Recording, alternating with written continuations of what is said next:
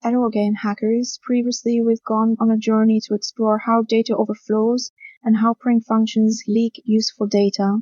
It's time to get crafty with our exploits. With the same idea as before, data and text, ultimately numbers and electric cells inside tiny transistors, we turn our text into something more dangerous than the addresses and filler bytes last time. This time, our text turns into real commands for the targeted program. But before we touch the dangerous ID, freeze the room. This is a glassbox lab. Nothing here is a real target, nothing here is a real payload. We are going to watch the concept like a machine behind thick museum glass. Because the magic trick is not that text is special. The magic trick is that the machine does not care what humans call text. To the machine, text is just bytes. Bytes are just numbers. Numbers are just patterns of voltage. And instructions are also bytes. A command is not written in Lightning. It is not born with a crown. It is just a byte pattern the processor decides to read as an action. So the whole story becomes a question of attention. Where is the program looking right now? Which byte is the next byte it believes? Normally your input sits politely in the data section of the story. It is printed, compared, copied, maybe rejected.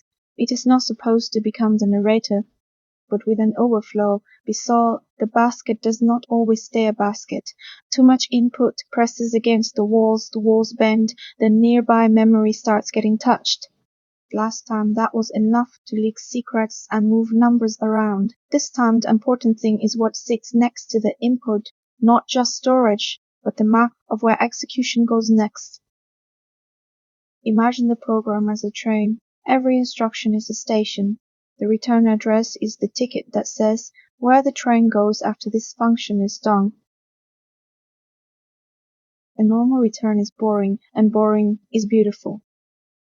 The function finishes, reads its save ticket, and goes home. But if an overflow can smudge the ticket, the train may not go home. It may jump to a place the original programmer never planned to visit.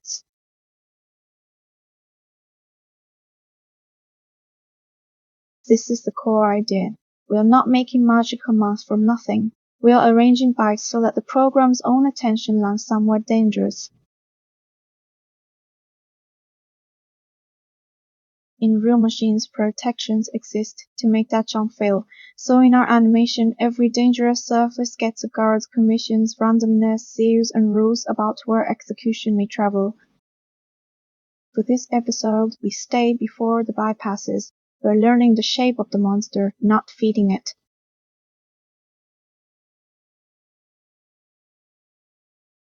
Now zoom in. The processor lives by a tiny rhythm. Fetch, decode, execute. Fetch the next bytes. Decode what they mean. Execute the action. Then repeat millions and billions of times. This loop is so fast, it feels like personality. But underneath, it is a machine asking the same question forever. What is next? What is next? What is next? A command, then, is just a byte wearing the instruction costume while the spotlight is on it.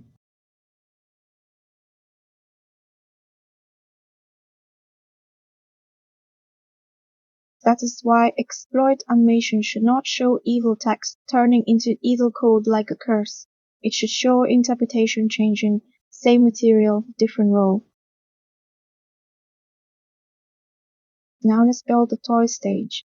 On the left, input arrives as a river. In the middle, a small function copies it into a cup. On the right, the return path waits like a little bridge. As long as the river is measured, everything is peaceful. The cup fills to the line, the function uses the data, and the bridge remains dry.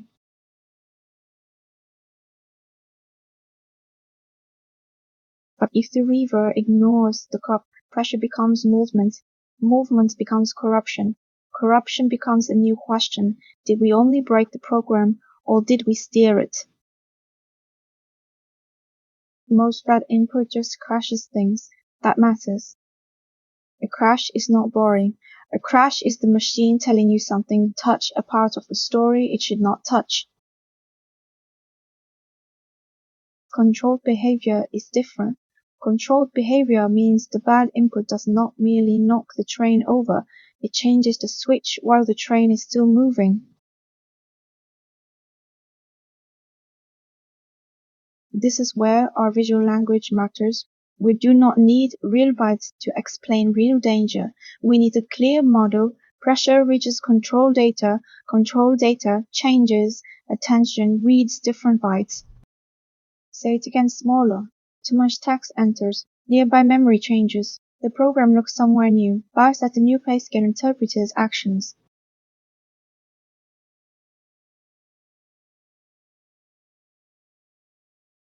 And smaller again. Input becomes shape. Shape changes direction. Direction changes meaning.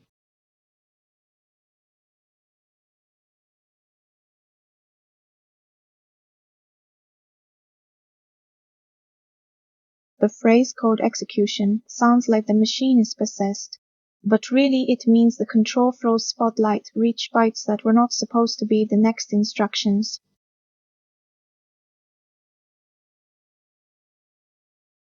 A real processor does not ask, did a human type this? It asks, am I allowed to execute here? And what do these bytes decode to?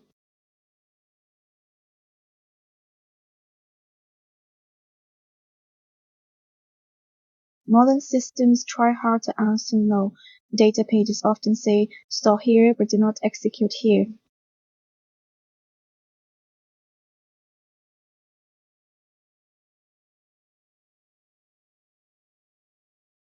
That is the no execute idea. Even if bytes land in memory, the floor itself refuses to become a stage.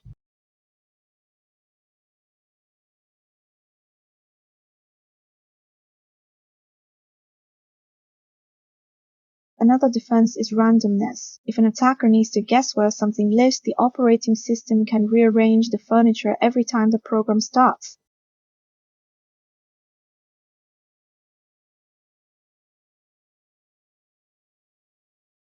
From the outside, the room becomes a shifting maze. The concept is simple. If you cannot trust fixed locations, steering gets harder.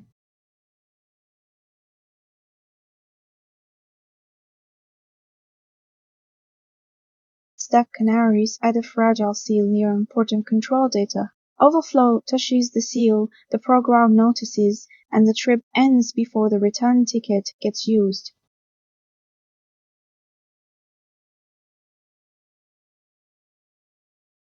Control flow rules go one step higher. They ask whether the next jump makes sense compared with the program's original map.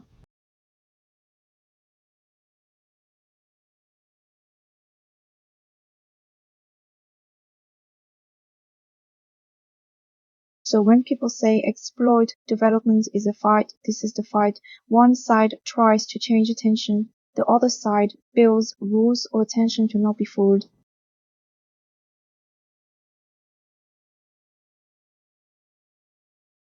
Let's return to our toy command bytes. We will make them harmless. No shell, no system calls, no real machine instructions, just colored cards that tell a toy robot to blink, draw a square, and stop. The safety of the toy matters because the shape is the lesson, the content is not. Dangerous payload details would distract from the machine truth.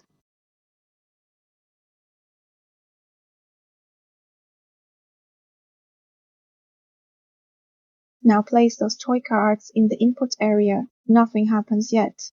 They are still data. They sit there like actors waiting backstage.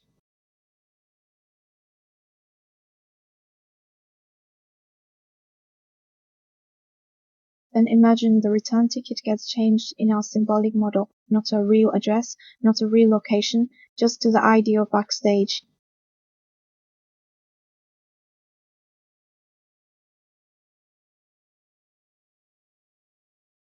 The train follows the change ticket. The spotlight moves. The sleeping cards wake up because the processor is now treating that area as the next thing to decode.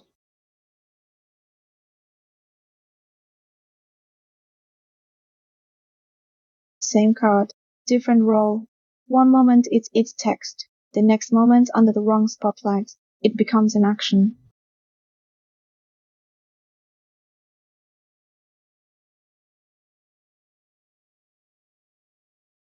This is the sentence the whole episode is built around. Data does not execute because it is evil. Data executes when control flow is tricked into treating it as instructions and defenses fail to stop it.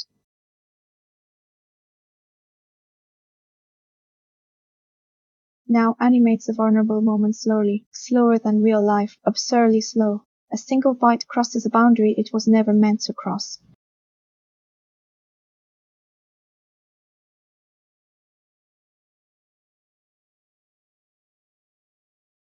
Another byte follows, then another. They are not smart, they are not angry, they are just following the copy operation that failed to stop.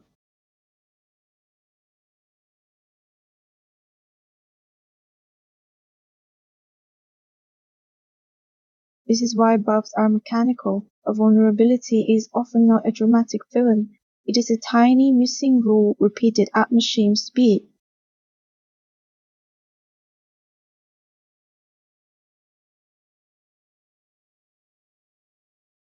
Then the important drawer gets touched. In our toy model, the return ticket ink changes. The next destination is no longer the normal station.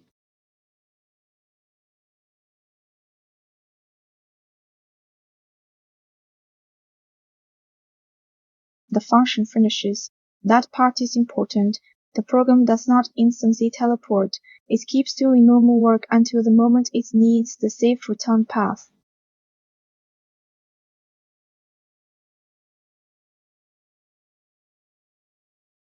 Then, at return, the corrected direction matters. The train asks where to go, reads the change ticket, and the switch moves.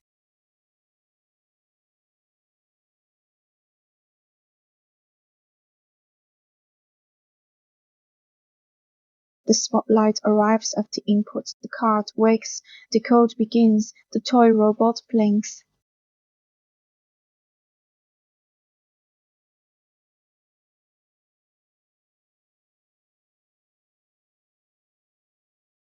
Next card. Draw square. Next card. Stop. The processor does not know this was typed by a human. It only follows the path it was given.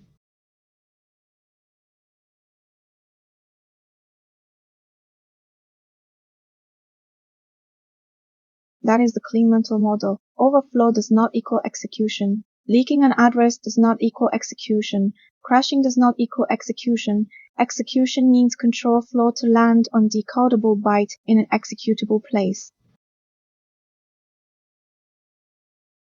Every gate can fail closed. The address can be unknown. The region can refuse execution. The seal can break and stop the program. The control flow map can reject the path.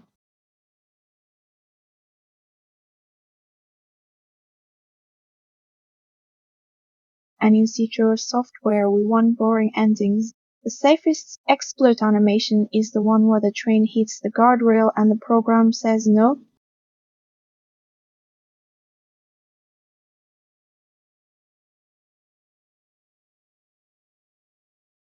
So how do programmers make the ending boring? They measure input. They use safe copying patterns. They separate code from data.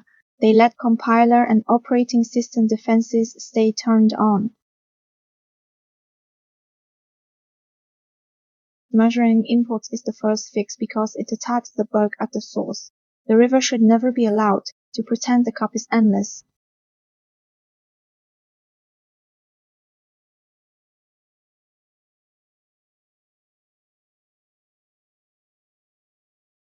Separating code and data is the second fix because it attacks interpretation.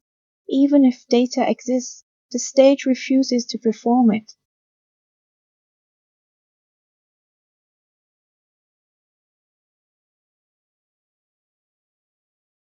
Randomness attacks prediction. The room moves. The furniture moves. The attacker's map gets stale the moment the process starts.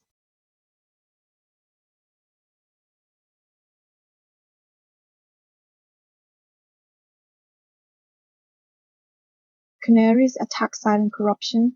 They turn invisible damage into a loud alarm before the return path is trusted.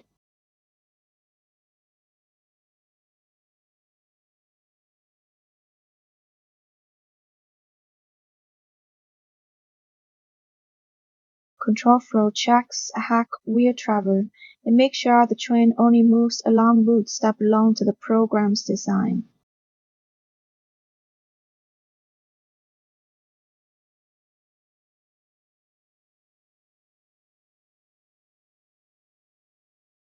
Now pull all of this into one living diagram.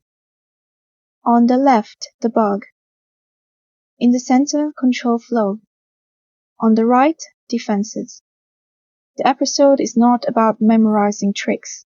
It is about seeing the physics of execution. The reason this feels strange is that software is abstract, but the consequences are physical. A bit flips, a switch changes, a processor steps somewhere else.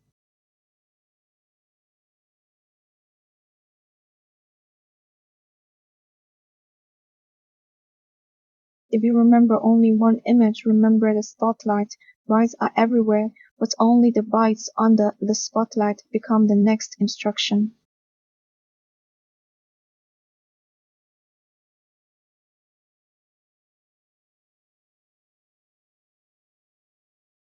And if you remember only one defense image, remember the locked floor.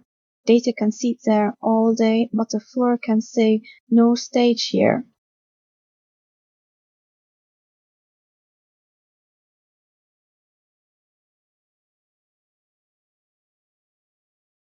Now replay the entire episode in 10 seconds, like a flipbook.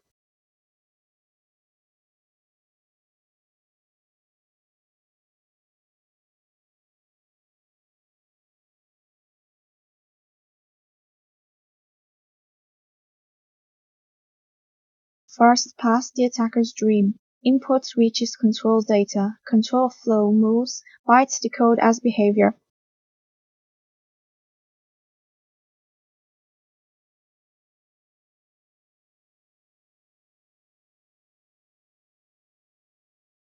Second pass, the defender's dream. Input is measured. The ticket stays clean. Data remains data, and the train goes home.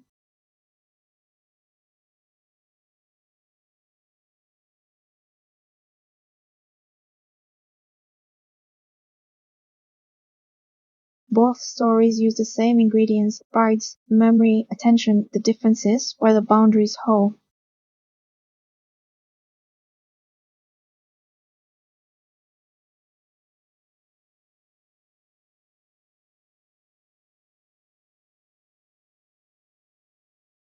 So when you hear turning text into commands translated in your head, not wizardry, not words becoming alive, just bytes landing where the program's next step machinery treats them as instructions.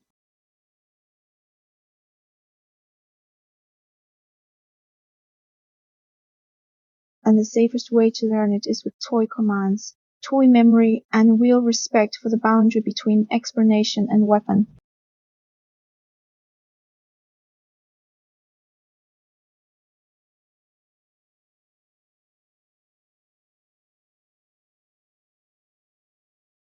One more close-up before we leave. Look at this byte alone, it means nothing.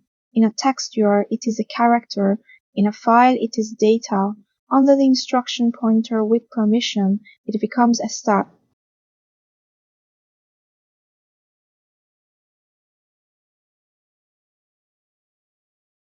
That is the beauty and horror of computers. They are consistent, they are obedient. And if we give them the wrong path, they obey the wrong path perfectly.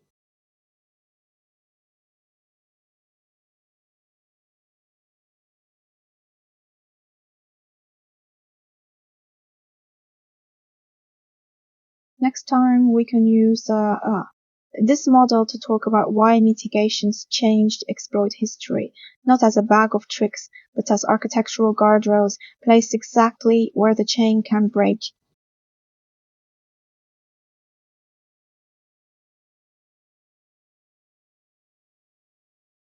For now, keep the chain in your head. Overflow changes memory, memory changes direction, direction changes interpretation, interpretation becomes behavior.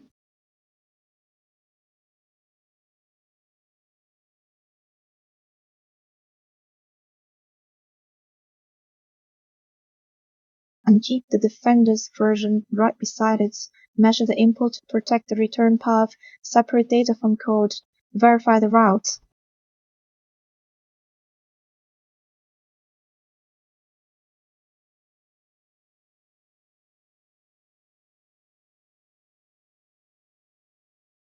That is how we make the invisible visible. A stack becomes a shelf.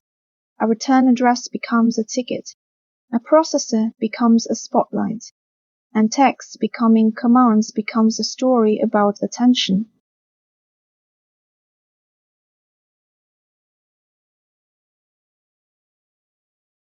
Thanks for watching. Stay curious, stay careful, and remember the machine only does what the prompt tells it to do.